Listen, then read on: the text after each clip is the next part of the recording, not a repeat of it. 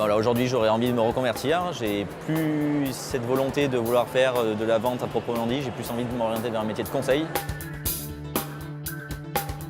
J'ai fait beaucoup de recherches sur Internet notamment, afin de savoir sur quel métier je pouvais partir, parce que c'est un peu flou pour moi. L'environnement, le développement durable.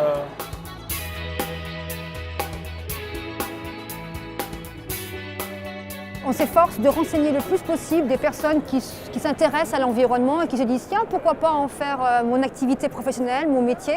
On s'efforce de les informer sur les métiers possibles autour de la croissance verte. Donc on a identifié il y a déjà quelques années qu'il y avait vraiment un vrai potentiel. À un moment donné, on se disait qu'il va y avoir des nouveaux métiers.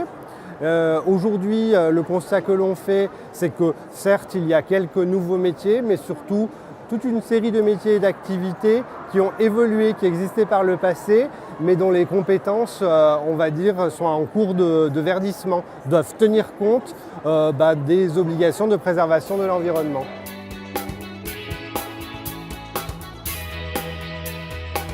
En tant que professeur, je me suis dit que justement ça pourrait être bien d'orienter certains de mes élèves vers ces métiers-là où il y a certainement des débouchés et des métiers d'avenir pour beaucoup, et puis surtout une grande diversité de métiers.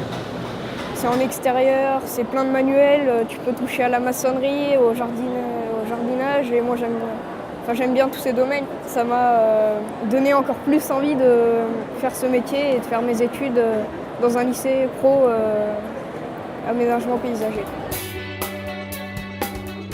Comme nous, on est en contact avec un certain nombre de professionnels locaux sur nos territoires qui travaillent dans ces domaines-là, qu'on connaît aussi un certain nombre d'organismes de formation, on peut les aiguiller. J'ai vraiment envie de faire évoluer notre société et faire en sorte que demain elle soit plus autant énergivore et voilà, se sentir épanoui. Vraiment, je cherche vraiment l'épanouissement maintenant. J'ai eu un diplôme, un master 2 en sciences politiques.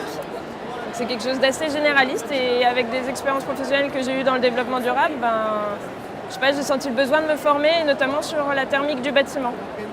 Et du coup, c'est pour ça que je suis là. Ça peut être des lycéens, ça peut être des demandeurs d'emploi, ça peut être aussi des salariés qui veulent se reconvertir et qui veulent aller vers un métier un peu porteur de sens pour eux. Dans le travail que l'on fait, il faut qu'on ait un intérêt en fait. On ne peut pas faire un travail avec lequel on n'est pas en accord et où on n'est pas en accord avec le fond. C'est vrai que ce sont des métiers qui donnent à la fois du sens, mais ce sont des métiers qui créent aussi de la valeur sur les territoires. Et c'est vraiment là-dessus que la transition énergétique et écologique va prendre tout son sens pour, j'allais dire, le territoire et l'ensemble de ses acteurs économiques, la collectivité avec ses élus et l'ensemble aussi de la société citoyenne.